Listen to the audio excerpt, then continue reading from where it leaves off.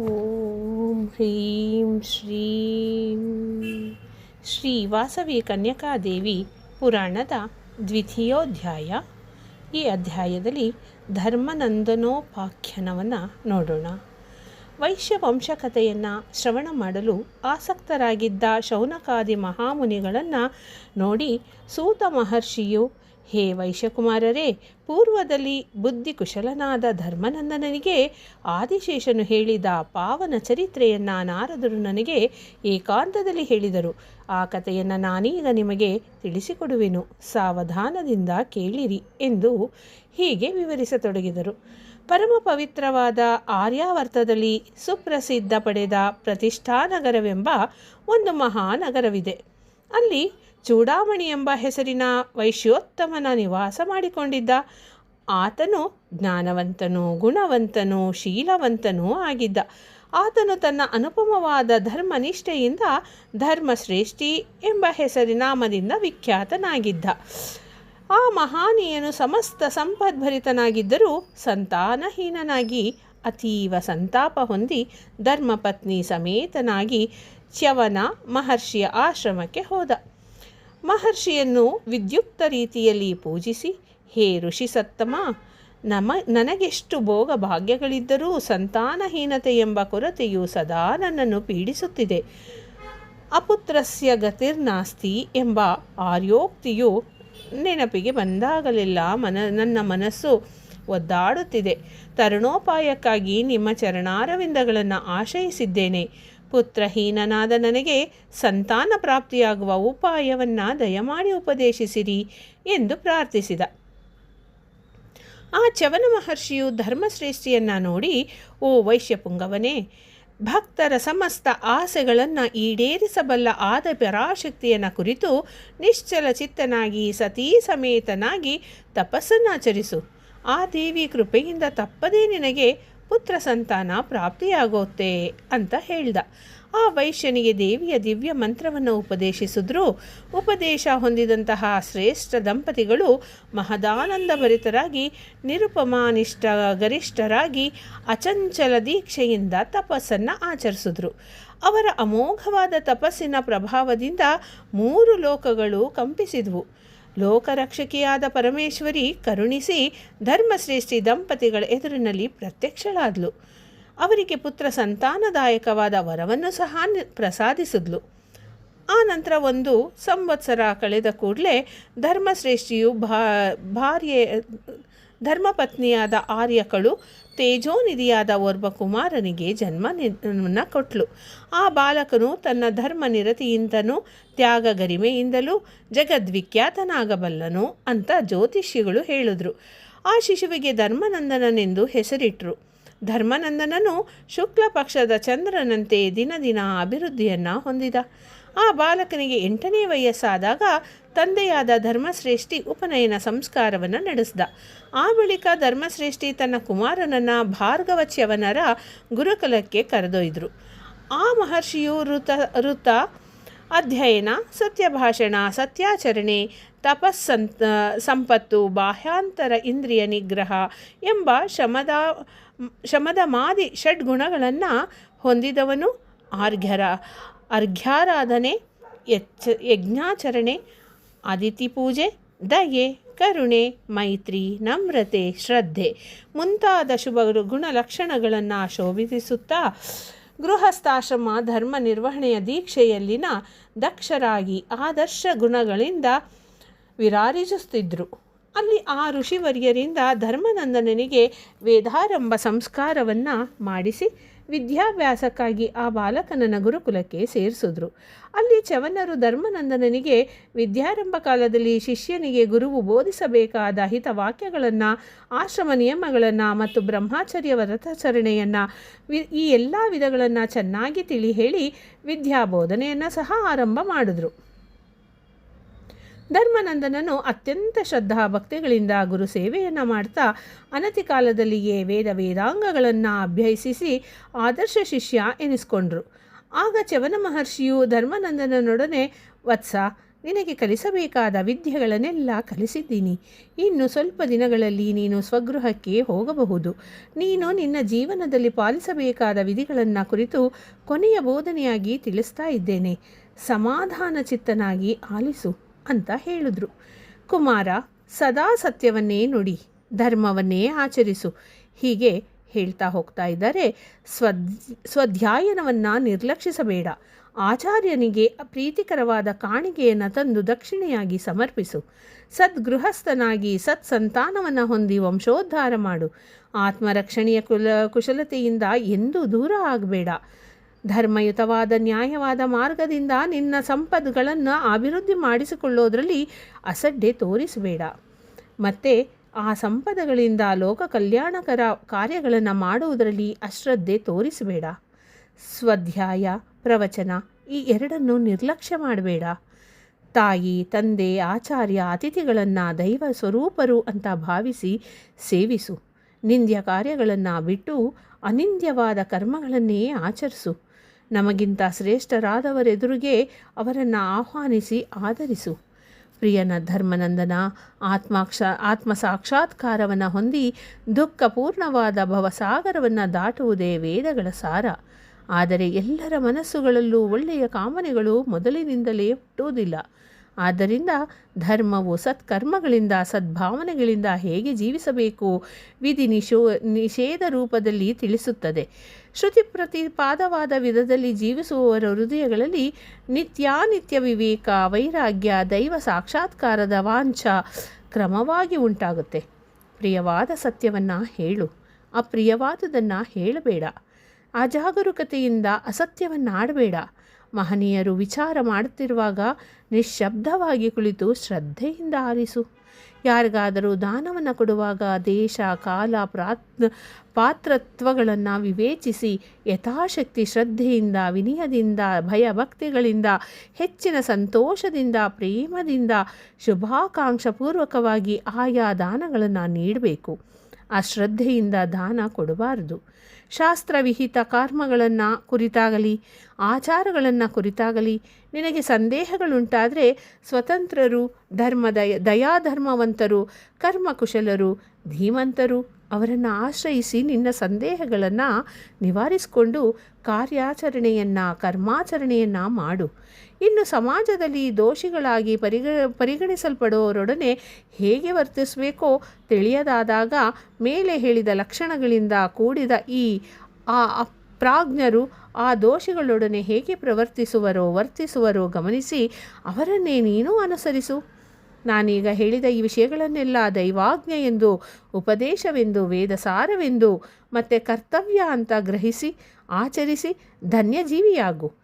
ಈ ವಿಷಯಗಳನ್ನೆಲ್ಲ ತೈತ್ತರೀಯೋಪನಿಷತ್ತಿನಲ್ಲಿ ತಿಳಿಸಲಾಗಿರುವ ವೇದೋಪದೇಶಗಳು ವತ್ಸ ಎಂದು ಕೊನೆಯ ಉಪದೇಶವನ್ನು ನೀಡಿ ಚ್ಯವನ ಮಹರ್ಷಿಯು ಧರ್ಮನಂದನನ ಸಮಾವರ್ತನ ಸಂಸ್ಕಾರಕ್ಕಾಗಿ ಬೇಕಾದ ಏರ್ಪಾಡುಗಳನ್ನು ಮಾಡಲು ತೊಡಗಿದರು. ಮಾರನೆಯ ದಿನ ಉದಯ ಕಾಲದಲ್ಲಿ ಧರ್ಮನಂದನನು ಎಂದಿನಂತೆ ಪುಷ್ಪಗಳನ್ನು, ಸುಮಿದೆಗಳನ್ನು ತರುವುದಕ್ಕೆ ವನಕ್ಕಾಗಿ ಹೋಗಿ ಅಲ್ಲಿಯ ಮನೋಹರ ಪ್ರಕೃತಿಯನ್ನು ಅವಲೋಕಿಸ್ತಾ ಪುಷ್ಪಗಳಿಗಾಗಿ ಅನ್ವೇಷಿಸ್ತಾ ತಿರುಗಾಡ್ತಾ ಇದ್ದಾಗ ಅವನಿಗೆ ಆರ್ತನಾದವೊಂದು ಕೇಳಿಸ್ತು. ಧರ್ಮನಂದನ ಆ ಧ್ವನಿಯನ್ನು ಸೆಳೆಯಲ್ಪಟ್ಟು ಅದೇ ದಿಕ್ಕಿಗೆ ಕಿವಿಗೊಟ್ಟು ಆಲಿಸಿದಾಗ, ಓ ವ್ಯಾಧನೇ, ನಾನು ತೀರ್ಥಯಾತ್ರಾಸಕ್ತನಾದ ಅಂಗೀರಸನೆಂಬ ಬ್ರಾಹ್ಮಣನು. ಸಾಧು ಜೀವನವು ನನ್ನನ್ನು ಹಿಂಸಿಸಬೇಡ, ಬಿಟ್ಟು ಬಿಡು ಎಂದು ದೈವದಾಲಾಪಗಳು ಕೇಳಿ ಬರ್ತಾ ಇದ್ವು. ಆಗ ಆತನು ಆ ಶಬ್ದವನ್ನು ಅನುಸರಿಸ್ತಾ ಬಹುದೂರ ಹೋದ ಬಳಿಕ ವಿಂಧ್ಯಾಪರ್ವತ ಸಮೀಪದಲ್ಲಿ ಒಬ್ಬ ಕಿರಾತಕನಾದ ಕಾಪಾಲಿಕನಿಂದ ಬಾಧಿಸಲ್ಪಡುತ್ತಿದ್ದ ಒಬ್ಬ ಬ್ರಾಹ್ಮಣನನ್ನು ನೋಡಿದ. ಧರ್ಮನಂದನನು ಬಹು ದುಃಖಿತನಾಗಿ ಆ ಕಿರಾತಕನೊಡನೆ, ಎಲೈ ಪಾಪಾತ್ಮನೆ, ಸಾಧು ಜೀವಿಯೂ ಪೂಜ್ಯನೂ ಆದ ಬ್ರಾಹ್ಮಣನನ್ನು ಏಕೆ ಹಿಂಸಿಸುತ್ತಿರುವೆ ಎಂದು ಕೇಳಲು, ಆ ನುಡಿಗಳನ್ನು ಕೇಳಿದ ವ್ಯಾಧನು ಕುಪಿತನಾಗಿ, ಎಲೈ ಬಾಲಕನೇ, ನೀನು ಸ್ವಲ್ಪವಾದರೂ ಭಯವಿಲ್ಲದೆ ಮಾತನಾಡುತ್ತಿರುವೆ. ಮತ್ತೆ ಏನಾದರೂ ನುಡಿದರೆ ನಿನ್ನನ್ನು ಕೂಡ ಹಿಂಸಿಸುತ್ತೀನಿ ಎಂದು ಭಯಪಡಿಸಿದ. ಧರ್ಮನಂದನನು ಹೆದರದೆ ಬೆದರದೆ, ವ್ಯಾಧನೆ, ನಿರಪರಾಧಿಯಾದ ಆ ವಿಪ್ರನನ್ನು ಏಕೆ ಕೊಲ್ಲನೆಣಿಸುತ್ತಿರುವೆ ತಿಳಿಸು ಅಂತ ಒತ್ತಾಯ ಮಾಡಿದ. ಆಗ ವ್ಯಾಧನು, ಓ ಬಾಲಕ, ಪ್ರತಿ ಸಂವತ್ಸರವೂ ಈ ವಿಂಧ್ಯಾಗಿರಿಯಲ್ಲಿ ನೆಲೆಸಿರುವ ಶಕ್ತಿಗೆ ಓರ್ವ ಪುರುಷನನ್ನು ಬಲಿಯಾಗಿ ಅರ್ಪಿಸಬೇಕಾಗಿದೆ. ಇದು ನಮ್ಮ ವಂಶಾಚಾರವೂ ಅವಶ್ಯ ಕರ್ತವ್ಯವೂ ಆಗಿದೆ ಅಂತ ಉತ್ತರ ನೀಡಿದ. ಆ ಮಾತುಗಳನ್ನು ಕೇಳಿದ ಧರ್ಮನಂದನನು ಆ ಬ್ರಾಹ್ಮಣನನ್ನು ಬಂಧನದಿಂದ ಬಿಡಿಸಿ ಆ ಪಾಶವನ್ನು ತನ್ನ ಕಂಠಕ್ಕೆ ಬಿಗಿದುಕೊಂಡು ಕಿರಾತಕನನ್ನು ಕುರಿತು ದಿಟ್ಟತನದಿಂದ ಬ್ರಾಹ್ಮಣನಿಗೆ ಬದಲಾಗಿ ನನ್ನನ್ನು ಶಕ್ತಿಗೆ ಬಲಿ ಕೊಡು, ನೀನು ಶ್ರೇಯಸ್ಸನ್ನು ಸಂಪಾದಿಸಿಕೊಳ್ಳುವೆ ಅಂತ ನುಡಿದ. ಆ ವ್ಯಾಧನು ಕೂಡಲೇ ಬ್ರಾಹ್ಮಣನನ್ನು ಬಿಟ್ಟು ಧರ್ಮನಂದನನ್ನು ಬಂಧಿಸಿ ಎಳೆದುಕೊಂಡು ಹೋಗತೊಡಗಿದ. ಚೂಪಾದ ಕಠಿಣವಾದ ಕಲ್ಲುಗಳಿಂದ ಮುಳ್ಳು ಪೊದೆಗಳಿಂದ ದುರ್ಗಮವಾದ ಆ ಅಡವಿಯ ದಾರಿಯಲ್ಲಿ ಸಾಗುತ್ತಾ ಇರುವಾಗ ಆ ಬಾಲಕನ ಶರೀರವೆಲ್ಲ ಗಾಯಗಳಾಗಿ ರಕ್ತವು ಸ್ರವಿಸತೊಡಗಿತು. ಅದನ್ನು ನೋಡಿ ವ್ಯಾಧನು, ಏನು ಬಾಲಕ, ಕರುಣೆಯಿಂದ ಬ್ರಾಹ್ಮಣನನ್ನು ಬಿಟ್ಟುಕೊಟ್ಟೆ, ಈಗ ನಿನಗೆ ಆ ಸುಖ ಹೇಗಿದೆ ಎಂದು ವ್ಯಂಗ್ಯೋಕ್ತಿಗಳನ್ನಾಡುತ್ತಾ ಕಿಂಚಿತ್ತೂ ಕರುಣೆಯಿಲ್ಲದೆ ಆ ಬಾಲಕನನ್ನು ಮತ್ತಷ್ಟು ವೇಗದಿಂದ ಎಳೆದುಕೊಂಡು ಹೋಗತೊಡಗಿದ. ಧರ್ಮನಂದನನು ಅಣು ಮಾತ್ರವೂ ಚಲಿಸದೆ ಸ್ಥಿರಚಿತ್ತನಾಗಿ ವ್ಯಾಧನ ಹಿಂದೆ ಹೋಗತೊಡಗಿದನು. ಸಿಂಹ, ಕರಡಿ ಮುಂತಾದ ಭಯಂಕರ ಕ್ರೂರ ಮೃಗಗಳಿಂದ ಕೂಡಿದ ಆ ದುರ್ಗಮ ಅರಣ್ಯದಲ್ಲಿ ಧರ್ಮನಂದನನು ಎಳೆದೊಯ್ಯುತ್ತಾ ಇದ್ದಾಗ ವ್ಯಾಧನು ವೇಗವಾಗಿ ನಡೆಯುತ್ತಾ ಒಂದು ಕಡೆ ಆಕಸ್ಮಿಕವಾಗಿ ನಿಂತ. ಸ್ವಲ್ಪ ದೂರದಿಂದ ಒಂದು ದೊಡ್ಡ ಸೈನ್ಯವು ಬರುತ್ತಾ ಇರೋದನ್ನು ಸೂಚಿಸುವ ಒಂದು ಭಯಂಕರ ಧ್ವನಿಯನ್ನು ಕೇಳ್ದ. ಆ ಧೂಳಿನಿಂದ ಆವರಿಸಲ್ಪಟ್ಟ ಆಕಾಶವನ್ನು ನೋಡಿ, ಅಯ್ಯೋ, ಮಹಾರಾಜನು ಸೈನ್ಯ ಸಮೇತನಾಗಿ ಈ ಅರಣ್ಯಕ್ಕೆ ಬರುತ್ತಿದ್ದಾನೆ. ಬಾಲಕನೇ, ನಾನಿಲ್ಲಿ ಇನ್ನೂ ಇರಬಾರದು. ಆ ನೃಪಾಲನು ನನ್ನನ್ನು ನೋಡಿದರೆ ತಪ್ಪದೇ ಸಂಹರಿಸುವನು ಎಂದು ಹೇಳುತ್ತಾ ಬಾಲಕನಿಗೆ ಪಾಶ ವಿಮೋಚನೆ ಮಾಡಿ ಅವನ ಕೈ ಹಿಡಿದುಕೊಂಡು ಆತುರವಾಗಿ ಓಡಿ ಅಲ್ಲಿಂದ ಒಂದು ಪರ್ವತದ ಗುಹೆಗೆ ಅವನನ್ನು ತಳ್ಳಿಬಿಟ್ಟ. ಆ ಬಳಿಕ ಧರ್ಮನಂದನನೊಡನೆ, ಓ ಬಾಲಕನೇ, ನಾನು ಮತ್ತೆ ಬರುವವರೆಗೂ ಇಲ್ಲೇ ನಿರೀಕ್ಷಿಸುತ್ತಿರು ಎಂದು ಆಜ್ಞಾಪಿಸಿದ. ತರುವಾಯ ಸಂಶಯಾತ್ಮವಾದ ಆ ಕಿರಾತಕನು ಬಿಲದ ದ್ವಾರವನ್ನು ಒಂದು ಕಡೆ ಬಂಡೆಯಿಂದ ಮುಚ್ಚಿ ಅಲ್ಲಿಂದ ಹೋಗಿ ಒಂದು ಮಹಾವೃಕ್ಷವನ್ನೇರಿ ಕೊಂಬೆಗಳ ಮರೆಯಲ್ಲಿ ಅಡಗಿಕೊಂಡ. ಅಷ್ಟರಲ್ಲಿ ಭದ್ರನೆಂಬ ಮಗಾಧಾಧೀಶನ ಪತಿಯಾದ ಸೈನ್ಯ ಸಮೇತನಾಗಿ ಬೇಟೆಯಾಡ್ತಾ ಬಂದ. ಆಯಾಸಗೊಂಡಿದ್ದ ಆ ರಾಜನು ವಿಶ್ರಾಂತಿಗಾಗಿ ಆ ಕಿರಾತಕನ ಹತ್ತಿದ ವೃಕ್ಷದ ಕೆಳಗೆ ಬಂದು ಕುಳಿತುಕೊಂಡ. ದೈವವಶದಿಂದ ಮರದಲ್ಲಿ ಬಚ್ಚಿಟ್ಟುಕೊಂಡಿದ್ದ ಕಿರಾತಕನು ರಾಜನ ಕಣ್ಣಿಗೆ ಬಿದ್ದ. ಲೋಕಕಂಟಕನಾದ ಕಪಾಲಿಕನ ವ್ಯಾಧನೆಯಾರೋ ದಾರಿಗೆ ಹೋಕರನ್ನು ಕೊಲ್ಲುವ ಬಯಕೆಯಿಂದ ಈ ಮರದ ಕೊಂಬೆಗಳಲ್ಲಿ ಬಚ್ಚಿಟ್ಟುಕೊಂಡಿದ್ದಾನೆ. ಇವನು ವದಾರ್ಹನು, ಇವನನ್ನು ಕೂಡಲೇ ಹಿಡಿದು ವಧಿಸಿರಿ ಅಂತ ರಾಜನು ತನ್ನ ಸೈನಿಕರಿಗೆ ಆಜ್ಞಾಪಿಸಿದ. ಆ ಕಿರಾತಕನು ಕಪಾಲಿಕನಾದುದರಿಂದ ಮಂತ್ರತಂತ್ರಗಳಿಂದ ಮಾಯಾಯುದ್ಧವನ್ನು ಮಾಡಿದ. ಕಡೆಗೆ ಭದ್ರ ಮಹಾರಾಜನು ತೀಕ್ಷ್ಣವಾದ ಅರ್ಧ ಚಂದ್ರಾಕಾರ ಬಾಣವನ್ನು ಪ್ರಯೋಗಿಸಿ ಅವನ ಶಿರಸ್ಸನ್ನು ಛೇದಿಸಿದ. ಬಳಿಕ ಆ ರಾಜ ಸಂತಸದಿಂದ ಅಲ್ಲಿಯೇ ಸ್ವಲ್ಪ ವೇಳೆ ವಿಶ್ರಮಿಸಿ ತನ್ನ ಪುರಕ್ಕೆ ಹಿಂದಿರುಗಿಬಿಟ್ಟ. ಆ ನಂತರ ಧರ್ಮನಂದನಿಗೆ ಆದಿಶೇಷನ ಸಂದರ್ಶನ ಹೇಗಾಯಿತು ಮತ್ತು ಜ್ಞಾನಬೋಧೆ ಹೇಗಾಯಿತು ಅಂತ ನೋಡೋಣ. ಹೀಗೆ ಇಲ್ಲಿರೋದಕ್ಕೆ ಶಂಕರನ ಕಂಠಹಾರವಾದ ವಾಸಕಿ ಎಂಬ ನಾಗರಾಜನು ಪರಮೇಶ್ವರನ ಅನುಮತಿ ಪಡೆದು ಆದಿಶೇಷನನ್ನು ನೋಡುವ ಆಕಾಂಕ್ಷೆಯಿಂದ ಕೈಲಾಸದಿಂದ ಹೊರಟು ಭೂಲೋಕವನ್ನು ಸೇರಿದ. ಆತನು ಪಾತಾಳದ ಬಿಲದ ದ್ವಾರದ ಬಳಿಗೆ ಬಂದು ಒಂದು ದೊಡ್ಡ ಬಂಡೆಯಿಂದ ಆ ದ್ವಾರವು ಮುಚ್ಚಿರುವುದನ್ನು ನೋಡಿ ಮಹೋಗ್ರನಾಗಿ ತೀವ್ರವಾಗಿ ಬುಸುಗುಟ್ಟುತ್ತಾ ಇದ್ದ. ತಕ್ಷಣವೇ ಆ ಬಂಡೆಯು ಸಿಡಿದು ಸಾವಿರಾರು ಚೂರುಗಳಾಗಿ ಹೋಯಿತು. ಆನಂತರ ಆ ಗುಹಾಂತರ್ಭಾಗದಲ್ಲಿ ದೈವಧ್ಯಾನ ತತ್ಪರನಾಗಿ ಕುಳಿತಿದ್ದಂತಹ ಧರ್ಮನಂದನನನ್ನು ನೋಡಿ ವಾಸುಕಿಯು ಆಶ್ಚರ್ಯಚಕಿತನಾದ. ಆತನು ಬಾಲಕನನ್ನು ಧ್ಯಾನ ಸಮಾಧಿಯಿಂದ ಎಚ್ಚರಗೊಳಿಸಿದ. ಧರ್ಮನಂದನನು ಕಣ್ತೆರೆದು ತನ್ನ ಎದುರಿನಲ್ಲಿದ್ದ ವಾಸುಕಿಯನ್ನು ನೋಡಿ ನಮಸ್ಕರಿಸಿ ಬಲು ವಿಧಗಳಲ್ಲಿ ಆ ನಾಗರಾಜನನ್ನು ಸ್ತುತಿ ಮಾಡಿದ. ಆಗ ನಾಗರಾಜನು ಆ ಬಾಲಕನ ವಿನೇಯ ವಿಧೇಯತೆಗಳಿಗೆ ವಿಶೇಷವಾಗಿ ಸಂತಸಿಸಿ ಅವನನ್ನು ಆಶೀರ್ವದಿಸಿ, ಓ ಕುಮಾರನೇ, ಇದು ನಾಗಲೋಕ ಮಾರ್ಗವು. ನೀನಿಲ್ಲಿ ಧ್ಯಾನಮಗ್ನನಾಗಿರಲು ಕಾರಣವೇನೋ ಅಂತ ಪ್ರಶ್ನಿಸಿದ. ವಾಸುಕಿಯ ಪ್ರೇಮಮಯ ವಚನಗಳನ್ನು ಆಲಿಸಿದ ಧರ್ಮನಂದನ ನಡೆದ ವೃತ್ತಾಂತಗಳನ್ನೆಲ್ಲ ನಾಗರಾಜನಿಗೆ ಭಿನ್ನವಿಸಿಕೊಂಡ. ವಾಸುಕಿಯು ಆ ಬಾಲಕನನ್ನು ಆದಿಶೇಷನ ಸನ್ನಿಧಿಗೆ ತನ್ನೊಡನೆ ಬಾ ಅಂತ ಧರ್ಮನಂದನನ್ನು ಕರ್ಕೊಂಡು ಹೋದ. ದೇವ, ನಾನು ಕಿರಾತಕನೊಬ್ಬನಿಗೆ ಕೊಟ್ಟ ವಚನಬದ್ಧನಾಗಿದ್ದೇನೆ. ಸತ್ಯವ್ರತವು ನನ್ನ ದೀಕ್ಷೆ. ವಚನಬದ್ಧನಾದ ನಾನು ಇಲ್ಲಿಂದ ಚಲಿಸಲಾರೆ, ನನ್ನನ್ನು ಮನ್ನಿಸು ಅಂತ ಧರ್ಮನಂದನ ಹೋಗೋದಕ್ಕೆ ಒಪ್ಪಿಕೊಳ್ಳಿಲ್ಲ. ಸತ್ಯನಿಷ್ಠೆಯನ್ನು ನೋಡಿದಂತಹ ವಾಸುಕಿಯ ಹೃದಯವು ಆನಂದ ಪರವಶವಾಯಿತು. ಆ ಬಾಲಕನನ್ನು ಆಶೀರ್ವದಿಸಿ ವಾಸುಕಿಯು ಆದಿಶೇಷನ ಸಾಮೀಪ್ಯವನ್ನು ಸೇರಿಕೊಂಡ. ವಾಸುಕಿಯು ಯಥಾವಿಧಿಯಂತೆ ಆದಿಶೇಷನಿಗೆ ನಮಸ್ಕರಿಸಿ ಆ ಪ್ರಭುವಿನ ಆಜ್ಞೆಯನ್ನು ಹೊಂದಿ ಸಮುಚಿತ ಆಸನದಲ್ಲಿ ಕುಳಿತುಕೊಂಡ. ಆ ಸಭೆಯಲ್ಲಿ ಎಲ್ಲ ಲೋಕಗಳಲ್ಲಿ ಧರ್ಮವರ್ತಿಗಳಾದ ಮುನಿಗಳ ಹಾಗೂ ರಾಜರ ಪ್ರಸಂಗಗಳ ಬಗ್ಗೆ ಚರ್ಚೆಗಳು ವಿಶೇಷವಾಗಿ ನಡೆದವು. ಆ ಸರ್ಪರಾಜನಾದ ವಾಸುಕಿಯು ಸಭಾ ಮಧ್ಯದಲ್ಲಿ ನಿಂತು, ಓ ಸಭಾಸದರೇ, ಸತ್ಯಸಂಧನು ನಿರತನು ಎಲ್ಲಿರುವನೆಂದು ಈಗ ಲೋಕದಲ್ಲಿ ಹುಡುಕುವ ಅಗತ್ಯವಿಲ್ಲ. ಸರ್ವಾಧಿಕನು ಸತ್ಯವ್ರತನು ಧರ್ಮನಿಷ್ಠಾಗರಿಷ್ಠನೂ ಆದ ಓರ್ವ ವೈಶ್ಯ ಬಾಲಕನು ಬ್ರಾಹ್ಮಣನ ಸಂರಕ್ಷಣೆಗಾಗಿ ತನ್ನ ದೇಹವನ್ನು ಬಲಿಕೊಡೋದಕ್ಕೆ ನಿಶ್ಚಯಿಸಿಕೊಂಡು ವಚನಬದ್ಧನಾಗಿ ಈ ಪಾತಾಳದ ಬಿಲದ್ವಾರದ ಬಳಿಯೇ ಇದ್ದಾನೆ. ಅವನು ತನ್ನಿಂದ ವಚನ ಪಡೆದು ವ್ಯಾಧನನ್ನು ನಿರೀಕ್ಷಿಸುತ್ತಾ ಸತ್ಯವ್ರತವನ್ನು ಪಾಲಿಸ್ತಾ ಇದ್ದಾನೆ ಅಂತ ಹೇಳ್ದ. ಆದಿಶೇಷನು ಅಷ್ಟರಲ್ಲಿ ನಡೆದ ಘಟನೆಯನ್ನು ದಿವ್ಯ ದೃಷ್ಟಿಯಿಂದ ಕಂಡು ಬಾಲಕನನ್ನು ವಾಸುಕಿಗೆ ತಿಳಿಸಿ ಧರ್ಮನಂದನನನ್ನು ತನ್ನ ಸನ್ನಿಧಾನಕ್ಕೆ ಕರೆತರುವಂತೆ ಆದೇಶಿಸಿದ. ವಾಸುಕಿಯ ಕೂಡಲೇ ಆ ಬಿಲ್ವದ್ವಾರದ ಬಳಿಗೆ ಹಿಂತಿರುಗಿ ಧ್ಯಾನಮಗ್ನನಾದ ಧರ್ಮನಂದನನೊಡನೆ, ಪುಣ್ಯಶೀಲ, ನಿನ್ನನ್ನು ಸಹಸ್ರಪಾಣಿ ಶೋಭಿತನಾದ ಆದಿಶೇಷನು ನೋಡಲು ಇಚ್ಛಿಸುತ್ತಿದ್ದಾನೆ. ಹೇ ಕುಮಾರ, ಪ್ರಜಾಶ್ರೇಯೋಭಿಲಾಷಿಯಾದ ಭದ್ರನೆಂಬ ರಾಜನು ಬೇಟೆಗಾಗಿ ಅಡವಿಗೆ ಬಂದು ನಿನ್ನಿಂದ ವಚನ ಪಡೆದಿದ್ದ ಕಿರಾತ ಕಪಾಲಿಯನ್ನು ಸಂಹರಿಸಿದ್ದಾನೆ. ಆದ್ದರಿಂದ ನೀನು ನನ್ನೊಡನೆ ಬರುವುದರಿಂದ ವಚನ ಭಂಗವಾಗಲಿ ಧರ್ಮಹಾನಿಯಾಗಲಿ ಉಂಟಾಗೋದಿಲ್ಲ ಅಂತ ಆ ಬಾಲಕನನ್ನು ಒಪ್ಪಿಸಿ ಅವನನ್ನು ತನ್ನ ಹಿಂದೆ ರಸಾತಲ ಲೋಕಕ್ಕೆ ಕರೆದೊಯ್ತಾನೆ.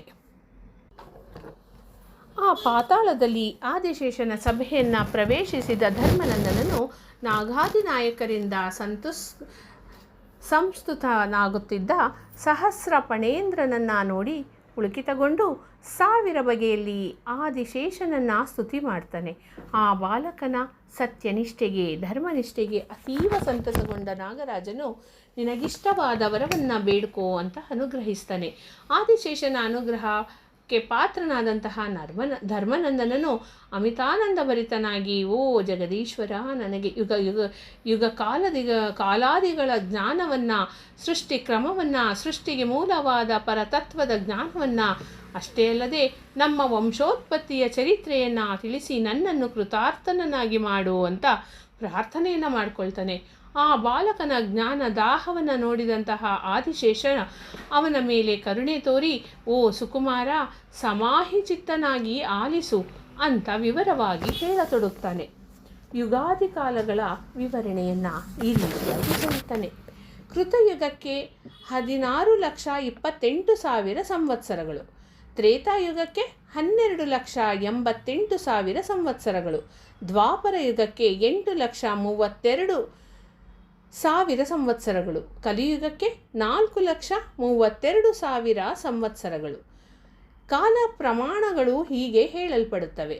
ಈ 4 ಯುಗಗಳು ಸೇರಿ ಒಂದು ಮಹಾಯುಗ ಎನಿಸುತ್ತೆ. ಅಂಥ 71 ಮಹಾಯುಗಗಳು ಸೇರಿ ಒಂದು ಮನ್ವಂತರವಾಗುತ್ತೆ. ಆ ಮನ್ವಂತರವೇ ಇಂದ್ರಕಲ್ಪ ಅಂತ ಕೂಡ ಕರೆಯಲ್ಪಡುತ್ತೆ. 14 ಇಂದ್ರಕಲ್ಪಗಳು ಗತಿಸಿದರೆ ಬ್ರಹ್ಮನಿಗೊಂದು ದಿನವಾಗತ್ತೆ. ಇಂಥ ಪರಿಮಿತಿಯುಳ್ಳ 100 ಸಂವತ್ಸರಗಳು ಬ್ರಹ್ಮದೇವನ ಆಯುಷ್ಯದ ಪರಿಮಿತಿಯು ಅದೇ ಬ್ರಹ್ಮಕಲ್ಪವೆಂತ ಕರೆಯಲ್ಪಡುತ್ತೆ. 100 ಬ್ರಹ್ಮಕಲ್ಪಗಳು ಗತಿಸಿದರೆ ದೀರ್ಘಾಯು ಮುನಿಗೆ 1 ದಿನವಾಗುತ್ತೆ.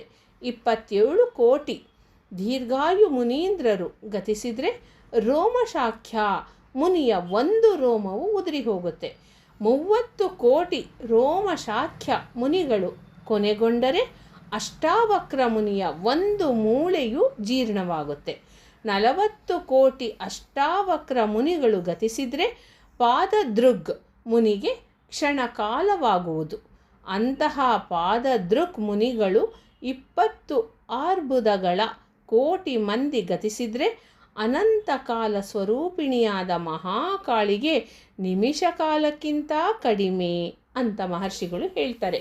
ಆದಿಶಕ್ತಿಯ ಅನಂತ ಕಾಲ ಸ್ವರೂಪಳು ಆದ ಪರಾಶಕ್ತಿಯನ್ನು ಮಹಾಕಾಳಿ ಎಂದು ಪ್ರಾಜ್ಞರು ಕರೆದಿದ್ದಾರೆ.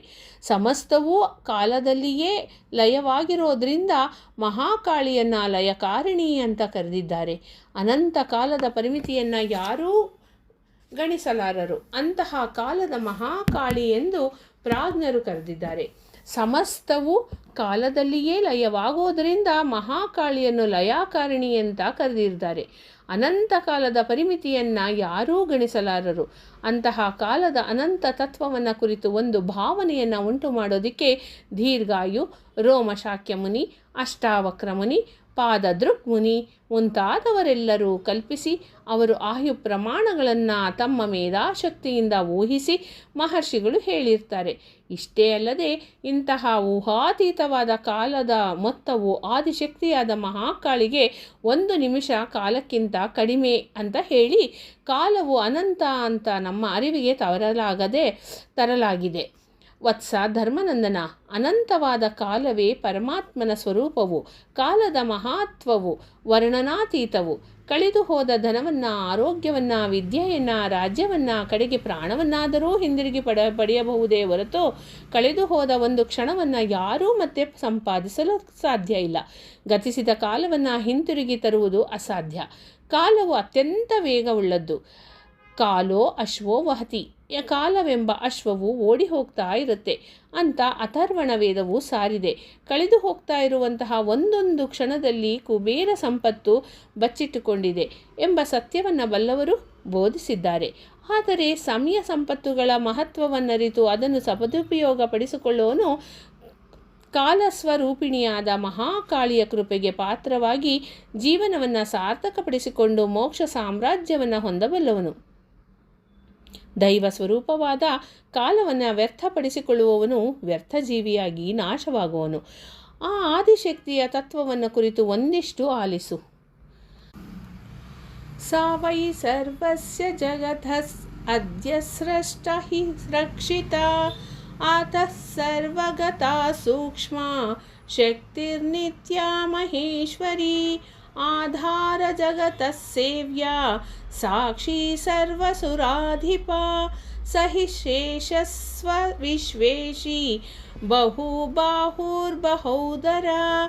ಆಗಮಾನಾಂಚ ಸರ್ವೇಷಾಂ ವೇದನಾಮಪ್ಯಗೋಚರ ಶೃಣೋತ್ಯ ಕರ್ಮಣ ಕರ್ಣಾಪಿ ಸಮಸ್ತಮೇತತ್ಯಸ್ಯ ನ ಚಕ್ಷು ಬಹಿರಂತರಶ್ಚ ಭವತ್ಯಾಪಾದಪಿ ಚ ಸರ್ವಗಾಮಿನಿ ತದತ್ಯಹಸ್ತಸ್ವಯಮಾದಯದತಿ ಸ್ವಯಂ ನಿಮಿತ್ತಂ ಜಗತಃ ಉಪಾದಾನಂ ಚ ಕಾರಣಂ ಅಂತರ್ಮುಖ್ಯೇರಿಕ್ಷ್ಯೇತೆ ಸಾ ದಹರಾಕಾಶಿ ನಿಶ್ಚಿತ. ಅನಂತ ಕಾಲರೂಪಿಣಿಯಾದ ಮಹಾಕಾಳಿಯಾದ ಆದಿಶಕ್ತಿಗೆ ಬಾಹ್ಯಾಂತರಗಳಲ್ಲಿ ವ್ಯಾಪಿಸಿರುವ ಸರ್ವಾಂತರ್ಯಾಮಿನಿಯು. ಆ ಶಕ್ತಿಗೆ ಸೂಕ್ಷ್ಮಳಾಗಿ ನಿತ್ಯಳಾಗಿ ಸರ್ವ ಜಗತ್ ಸೃಷ್ಟಿಗೆ ಆದಿಶಕ್ತಿಯಾಗಿ ರಕ್ಷಕಿಯಾಗಿ ಸಮಸ್ತಕ್ಕೂ ಆಧಾರಳಾಗಿ ಸರ್ವಸಾಕ್ಷಿಣಿಯಾಗಿ ಸಕಲ ವಿಶ್ವ ಸಂಸೇವ್ಯಳಾಗಿ ಸಮಸ್ತ ದೇವದೇವೇಶಿಯಾಗಿ ವಿರಾಜಿಸುತ್ತಿರುವ ಪರಾಶಕ್ತಿಯು. ಅವಳೇ ಅನೇಕ ಬಾಹುದರ ವದನ ನೇತ್ರಗಳಾಗಿರುವಳಾಗಿ ಆಗಮನಾತೀತಳಾಗಿ ವೇದಿನಿಯಾಗಿ ಅಖಿಲ ಸೃಷ್ಟಿ ಸ್ಥಿತಿ ಲಯಕಾರಿಣಿಯಾಗಿ ಅಂತರ್ಮುಖಿಗಳಾದ ಯೋಗೀವರರಿಂದ ಅವರ ಹೃದಯಾಕಾಶದಲ್ಲಿ ದರ್ಶಿಸಲ್ಪಡುವ ಪರಮೇಶ್ವರಿಯು. ಜಗತ್ತುಗಳ ಲಯ ಹೊಂದಿದರೂ ಬ್ರಹ್ಮಾದಿಗಳು ಅಂತ್ಯಗೊಂಡರೂ ಸಮಸ್ತ ಸಮುದ್ರಗಳು ಇಲ್ಲವಾದರೂ ವಿಶ್ವದಲ್ಲೆಲ್ಲ ಅಂಧಕಾರವಾವರಿಸಿ ತಮೋರೂಪದಲ್ಲಿ ಗುಣಸಾಮ್ಯವೇರ್ಪಟ್ಟರೂ ಪರಂಜ್ಯೋತಿಯಾದ ಆ ಪರಾಶಕ್ತಿಯು ಸರ್ವತ್ರ ವ್ಯಾಪಿಸಿ ಮಹಾ ತೇಜಸ್ಸಿನಿಂದ ಪ್ರಕಾಶಿಸುತ್ತಿದ್ದಾಳೆ. ಆ ಶಕ್ತಿಯು ತನ್ನಿಂದ ಕರೆಯಲ್ಪಟ್ಟ ಮಾಯೆಯಿಂದ ಮಹತ್ವವನ್ನು ಸೃಷ್ಟಿಸಿರುವಳು. ಆನಂತರ ಪ್ರಸಿದ್ಧವಾದ ಮಹದಾಹಂಕಾರವನ್ನು ಸೃಷ್ಟಿಸಿರುವಳು. ಹಾಗೆ ಅಹಂಕಾರದಲ್ಲಿ ತಮಸ್ಸು ರಜಸ್ಸು ಸತ್ವಗಳು ಸೃಷ್ಟಿಸಿದಳು. ತಾನೇ ತನ್ನ ಅಲೌಕಿಕ ಮಾಯಾಶಕ್ತಿಯಿಂದ ತಮೋಗುಣ ಪ್ರಧಾನವಾದ ಈಶ್ವರನನ್ನು, ರಜೋಗುಣ ಪ್ರಧಾನವಾದ ಬ್ರಹ್ಮನನ್ನು, ಸತ್ವಗುಣ ಪ್ರಧಾನವಾದ ವಿಷ್ಣುವನ್ನು ಸೃಜಿಸಿದಳು. ಆನಂತರ ಆ ಪರಾಶಕ್ತಿಯು ಬ್ರಹ್ಮನಿಗೆ 4 ವೇದಗಳನ್ನು, ಜಗತ್ ಸೃಷ್ಟಿ ಕುಶಲತೆಯನ್ನು ಪ್ರಸಾದಿಸಿದ್ಲು. ವಿಷ್ಣುವಿಗೆ ಲೋಕರಕ್ಷಣೆಗಾಗಿ ಚಕ್ರಾಯುಧವನ್ನು ನೀಡಿದ್ಲು. ಈಶ್ವರನಿಗೆ ಜಗತ್ ಸಂಹಾರಕ ಶಕ್ತಿಯನ್ನು, ತ್ರಿಶೂಲವನ್ನು ನೀಡಿ ಸಂತುಷ್ಟಾಂತರಗತಳಾದಳು. ವತ್ಸ ಧರ್ಮನಂದನ, ಆ ದೇವಿಯ ಮಹಾತ್ಮೆಯನ್ನು ಬ್ರಹ್ಮಾದಿಗಳಿಗೆ ಪೂರ್ಣವಾಗಿ ಅರಿಯಲು ಸಾಧ್ಯವಾಗದು. ಸಹರ್ಷ ಶೀರ್ಷನಾದ ನನಗೂ ಕೂಡ ವರ್ಣಿಸಲು ಅಸದಳವಾಗಿದೆ ಅಂತ ಆದಿಶೇಷನು ಹೇಳಿದನು. ಧರ್ಮನಂದನನು ಮಿಗಿಲಾದ ಆಸಕ್ತಿಯಿಂದ ಕೂಡಿ ಅನಂತನಿಗೆ ಪದೇ ಪದೇ ಪ್ರಣಾಮ ಮಾಡ್ತಾ, ಓ ದೇವದೇವ ಅನಂತ, ಓ ಪರಾಶಕ್ತಿಯ ಮಹತ್ವವನ್ನು ಚೆನ್ನಾಗಿ ತಿಳಿಸಿ ಹೇಳಲು ನೀನೊಬ್ಬ ಸಮರ್ಥನು. ನನ್ನ ಮೇಲೆ ಕರುಣೆಯಿಟ್ಟು ನನಗೆ ಆ ಪರಾಶಕ್ತಿಯ ಮಹತ್ವವನ್ನು, ಆ ಜಗನ್ಮಾತೆಯ ದಿವ್ಯ ಕಥೆಗಳನ್ನು ತಿಳಿಸಿ ಹೇಳು ಎಂದು ಪ್ರಾರ್ಥಿಸಿದ. ಆಗ ಆದಿಶೇಷನು ಕರ್ಣಾಂತರಂಗನಾಗಿ ಕಂದ ಧರ್ಮನಂದನ, ಪೂರ್ವದಲ್ಲಿ ಒಮ್ಮೆ ಸಾಕ್ಷಾತ್ ಆದಿಪರಾಶಕ್ತಿಯೇ ಇಂದ್ರನಿಗೆ ತನ್ನ ನಿಜ ತತ್ವವನ್ನು ವಿವರಿಸಿ ಹೇಳಿದಳು. ಆ ತತ್ವ ರಹಸ್ಯವನ್ನು ಸಾವಧಾನದಿಂದ ಕೇಳು, ನಿನಗೆ ನಿಸ್ಸಂದೇಹವಾದ ಜ್ಞಾನವು ಲಭಿಸುತ್ತೆ ಅಂತ ವಿವರಿಸತೊಡಗಿದ. ಇದರಲ್ಲಿ ಆದಿಪರಾಶಕ್ತಿಯ ಮಹತ್ವವನ್ನು ಹೇಳಲು ಮುಂದಾದ. ಪೂರ್ವದಲ್ಲಿ ಮದಗರ್ವಿತರಾದ ರಾಕ್ಷಸರು ದೇವತೆಗಳೊಡನೆ ಯುದ್ಧ ಮಾಡಿದರು. ಪರಾಶಕ್ತಿಯು ಕರುಣಾಕಟಾಕ್ಷದ ಲೇಷ ಮಾತ್ರ ಪ್ರಭಾವದಿಂದ ದೇವತೆಗಳು ಜಯಿಸಿದರು. ಸೋತು ಹೋದ ದಾನವರು ಸತ್ಯ ಮತ್ಸ್ಯ ಲೋಕಗಳನ್ನು ಬಿಟ್ಟು ಪಾತಾಳಕ್ಕೆ ಓಡಿ ಹೋದರು. ವಿಜಯ ಗರ್ವದಿಂದ ಬೀಗಿ ಮೆರೆದ ದೇವತೆಗಳು ಮೋಹವಶರಾಗಿ ತಮ್ಮ ಪರಾಕ್ರಮಗಳನ್ನು ವರ್ಣಿಸಿಕೊಳ್ಳುತ್ತಾ ಪರಾಶಕ್ತಿಯ ಪ್ರಭಾವವನ್ನು ವಿಸ್ಮರಿಸಿ ಸೃಜನಪಾಲನ ನಯಗಳಿಗೆ ಕೂಡ ತಾವೇ ಕರ್ತರಂತ, ತಮಗಿಂತ ಮಹಿಮಾನ್ವಿತರಾದರೂ ಅನ್ಯರಾದರೂ ಇಲ್ಲ ಅಂತ ಪ್ರಲಾಪ ಮಾಡಿದರು. ಪರಾಶಕ್ತಿಯು ಅವರ ಗರ್ವವನ್ನು ತೊಲಗಿಸಿ ಅವರನ್ನು ಕರುಣಿಸಬೇಕು ಅಂತ ಸಂಕಲ್ಪದಿಂದ ಆ ದೇವತೆಗಳ ಮುಂದೆ ತೇಜೋಮಯವಾದ ಯಕ್ಷ ರೂಪದಲ್ಲಿ ಪ್ರತ್ಯಕ್ಷಳಾದಳು. ಕೋಟಿ ಚಂದ್ರರು ಒಂದೇ ಬಾರಿ ಉದಯಿಸಿದಾಗ ಬೀರುವ ತಂಪಾದ ಕರುಣಾಕಟಾಕ್ಷ ಮಾಲಿಕೆ ವಿನ್ಯಾಸದೊಡನೆ ಕೋಟಿ ಸೂರ್ಯರ ಮಹಾತೇಜದಿಂದ ಕೋಟಿ ಮಿಂಚುಗಳ ಪ್ರಕಾಶಕ್ಕೆ ಸಮವಾಗಿ ಹೊಳೆಯುತ್ತಿದ್ದಂತಹ ಒಂದು ಅಪೂರ್ವ ಮಹಾ ತೇಜಪುಂಜವನ್ನು ತನ್ನ ಎದುರಿನಲ್ಲಿ ನೋಡಿ ದೇವತೆಗಳು ಆಶ್ಚರ್ಯಚಕಿತರಾದರು. ಎಲ್ಲರೂ ಒಂದೆಡೆ ಸೇರಿ ಅವರ ತತ್ವವನ್ನು ಕುರಿತು ವಿಚಾರ ಮಾಡತೊಡಗಿದರು. ಕೊನೆಗೆ ಆ ಯುಕ್ತ ಶಕ್ತಿಯನ್ನು ಸಮೀಪಿಸಿ ಅದು ಏನು ಅಂತ ಪ್ರಶ್ನಿಸುವುದು ಯುಕ್ತವೆಂದು ನಿರ್ಣಯಿಸಿಕೊಂಡರು. ಸರ್ವೇಶ್ವರನಾದ ಇಂದ್ರನು ಅಗ್ನಿಯನ್ನು ಕರೆದು, ಓ ಅಗ್ನಿದೇವ, ನನಗೆ ಮುಖಸ್ಥಾನದಲ್ಲಿ ನೆಲೆಸಿರುವವನು ನೀನೇ. ಆದ್ದರಿಂದ ನೀನು ಹೋಗಿ ಆ ಅದ್ಭುತ ಪ್ರಕಾಶ ತತ್ವವನ್ನು ತಿಳ್ಕೊಂಡು ಬಾ ಅಂತ ಆದೇಶಿಸಿದ. ದೇವತೆಗಳಲ್ಲಿ ತಾನೇ ಅಗ್ರಗಣ್ಯನೆಂದು ಭಾವಿಸಿದ ಅಗ್ನಿಯು ವೇಗವಾಗಿ ಆ ತೇಜೋಮೂರ್ತಿಯ ಬಳಿ ಬಂದು ತನ್ನ ಎದುರು ನಿಂತ ಅಗ್ನಿಯನ್ನು ನೋಡಿದಂತಹ ಜ್ಯೋತಿ ಸ್ವರೂಪವು, ಯಾರು ನೀನು, ನಿನ್ನ ಶಕ್ತಿ ಎಂತಹುದು ಅಂತ ಪ್ರಶ್ನಿಸಿತು.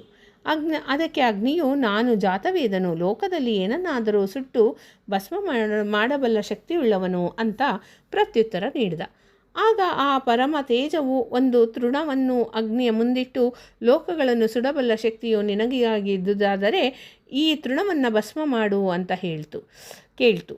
ಹುತಾಶನಾದ ಅಗ್ನಿಯು ತನ್ನ ಶಕ್ತಿಯನ್ನೆಲ್ಲ ವಿನಿಯೋಗಿಸಿ ಕೂಡ ಆ ಹುಲ್ಲು ಕಡ್ಡಿಯನ್ನು ಸುಡಲಾರದೆ ನಾಚಿಕೆಯಿಂದ ಸುರರ ಬಳಿಗೆ ಹಿಂದಿರುಗಿದ. ಅಗ್ನಿದೇವನ ಮುಖಭಂಗ ಕೇಳಿದ ಇಂದ್ರನು ವಾಯುದೇವನನ್ನು ಕರೆದು, ಓ ವಾಯುದೇವ, ನೀನು ಲೋಕದಲ್ಲೆಲ್ಲ ತುಂಬಿಕೊಂಡಿರುವೆ. ನಿನ್ನಿಂದಲೇ ಸೃಷ್ಟಿಯೆಲ್ಲವೂ ಪ್ರಾಣವಂತವಾಗಿದೆ. ಜೀವಿಗಳು ಪ್ರಾಣವಗಳಾಗಿ ಅವರ ಶಕ್ತಿಗಳನ್ನು ಧಾರಣೆ ಮಾಡ್ತಾ ಇದ್ದಾವೆ. ಅಜ್ಞಾತದಿಂದ ಪ್ರಕಾಶಿಸುತ್ತಿರುವ ಆ ಮಹಾತೇಜ ಸತ್ಯವನ್ನು ತಿಳಿದುಕೊಳ್ಳಲು ನೀನೇ ಸಮರ್ಥನು. ನೀನು ಹೋಗಿ ಆ ತೇಜೋ ರಹಸ್ಯವನ್ನು ತಿಳ್ಕೊಂಡು ಬಾ ಅಂತ ಆದೇಶವನ್ನು ನೀಡ್ತಾನೆ. ಇಂದ್ರನ ನುಡಿಗಳನ್ನು ಕೇಳಿ ವಾಯುದೇವ ಆ ತೇಜೋಮೂರ್ತಿಯ ಬಳಿಗೆ ಹೋಗಿ ತನ್ನನ್ನು ಕುರಿತು ತನ್ನ ಶಕ್ತಿಯನ್ನು ತಿಳಿಸಿಕೊಡ್ತಾನೆ. ಆಗ ಆ ಜ್ಯೋತಿ ಸ್ವರೂಪನು ಪೂರ್ವದಂತೆಯೇ ಆ ವಾಯುದೇವನ ಮುಂದೆ ತೃಣವನ್ನಿರಿಸಿ ಅದನ್ನು ಕದಲಿಸುವಂತೆ ಕೇಳುತ್ತೆ. ಆದರೆ ವಾಯುದೇವನು ಆ ಹುಲ್ಲುಕಡ್ಡಿಯನ್ನು ಕಿಂಚಿತ್ತೂ ಅಲುಗಾಡಿಸಲಾಗದೆ ನಾಚಿ ದೇವತೆಗಳ ಬಳಿಗೆ ಹೊರಟು ಹೋಗ್ತಾನೆ.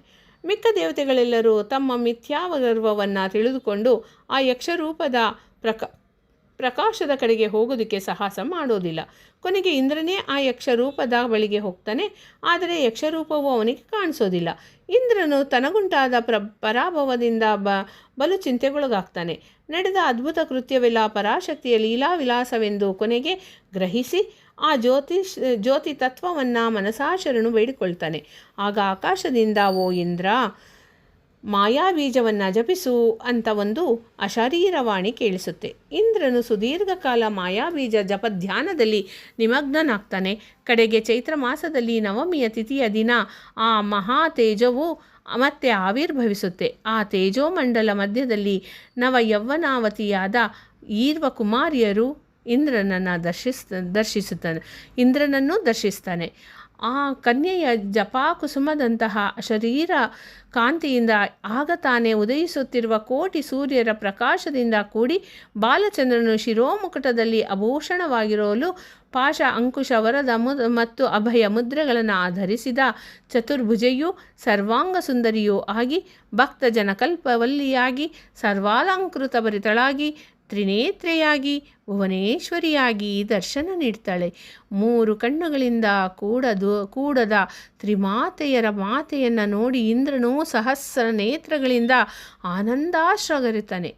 ಆ ಜಗದೀಶ್ವರಿಯ ಪಾದ ಪದ್ಮಗಳಿಗೆ ಸಾಷ್ಟಾಂಗ ನಮಸ್ಕಾರವನ್ನು ಮಾಡಿ, ಓ ಶೋಭನಾರೂಪಿಣಿ, ನಿನ್ನ ತತ್ವವೇನು ತಿಳಿಸು ಎಂದು ಆ ತಾಯಿಯನ್ನು ಪ್ರಾರ್ಥಿಸ್ತಾನೆ. ಆದಿಶಕ್ತಿ ತತ್ವ ದರ್ಶನವನ್ನು ಹೇಳ್ತಾ ಇದ್ದಳಿಲ್ಲಿ. ಆಗ ಪರಾಶಕ್ತಿಯು ಇಂದ್ರನ ಮೇಲೆ ಕರುಣೆ ತೋರಿ, ಓ ಸುರರಾಜನೇ, ಸಾವಧಾನವಾಗಿ ಕೇಳು. ಸಂಪೂರ್ಣ ಕಾರಣಗಳಿಗೆ ಕಾರಣಭೂತವಾದ ಬ್ರಹ್ಮವು ನನ್ನ ರೂಪವೇ. ಅದು ಸರ್ವಸಾಕ್ಷಿ, ನಿರಾಮಯ. ಸಮಸ್ತ ವೇದಗಳು ಯಾವ ಪದಗಳನ್ನು ಕೊಂಡಾಡುತ್ತಿವೆಯೋ, ಸಮಸ್ತ ತಾಪಸಿಗಳಿಗೆ ಯಾವುದು ಧ್ಯೇಯವಾಗಿದೆಯೋ, ಯಾವುದನ್ನು ಹೊಂದಬೇಕು ಅಭಿಲಾಷೆಯಿಂದ ಯೋಗಿಗಳು, ಮಹರ್ಷಿಗಳು, ಬ್ರಹ್ಮಚರ್ಯರು ಕಠಿಣಾಚರಣೆಗಳನ್ನು ಪಾಲಿಸುತ್ತಿದ್ದಾರೋ ಆ ಅಭೀಪ್ಸಿತ ಪದವನ್ನು ಸಂಕ್ಷಿಪ್ತವಾಗಿ ತಿಳಿಸಿಕೊಡ್ತೀನಿ. ಓಂ ಎಂಬ ಈ ಏಕಾಕ್ಷರವು ನಿತ್ಯ ಬ್ರಹ್ಮವಾಗಿದೆ. ಇದೇ ಹ್ರೀಂ ಮಯಸ್ವರೂಪವಾಗಿದೆ.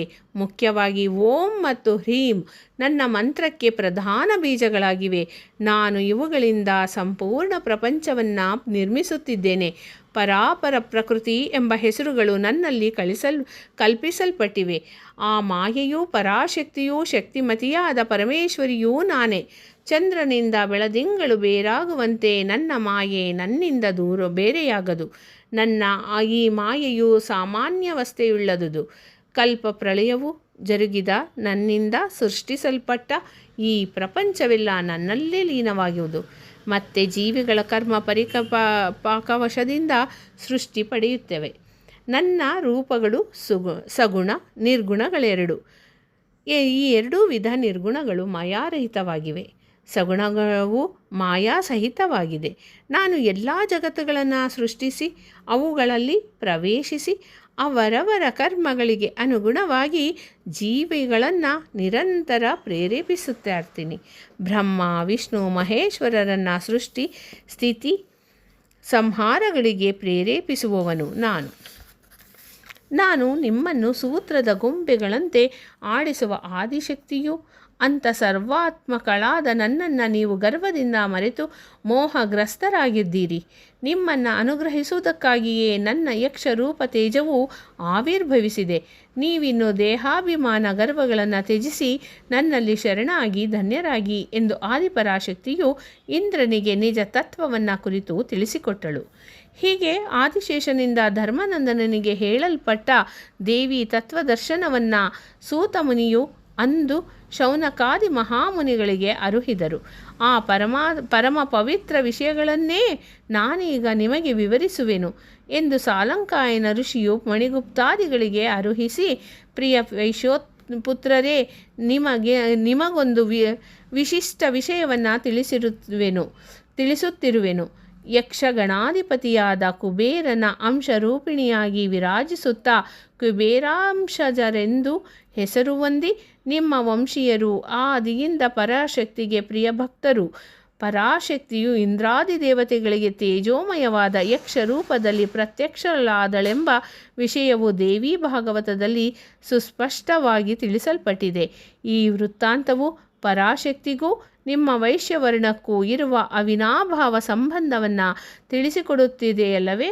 ಓ ವೈಶ್ಯೋತ್ತಮರೇ, ಪರಾಂಬಿಕೆಯ ಪರಾಶಕ್ತಿಯಿಂದ ಪ್ರಕಾಶಿಸುವ ನಿಮ್ಮ ವೈಶ್ಯವರ್ಣವು ಅತೀವ ಧನ್ಯವು. ಆ ದೇವಿ ತತ್ವ ಮಹತ್ವಗಳನ್ನು ಕೇಳುವವರು ಪಠಿಸುವವರು ಧನ್ಯರಾಗಿ ಮುಕ್ತಿ ಪಥವನ್ನು ತಪ್ಪದೇ ಹೊಂದಬಲ್ಲರು ಎಂದು ತಿಳಿಸಿದರು ಎಂಬಲ್ಲಿಗೆ ಶ್ರೀ ವಾಸವಿ ಕನ್ಯಕಾದೇವಿ ಪುರಾಣದ 2ನೇ ಅಧ್ಯಾಯ ದ್ವಿತೀಯೋಧ್ಯಾಯ ಸಂಪೂರ್ಣವಾಯಿತು.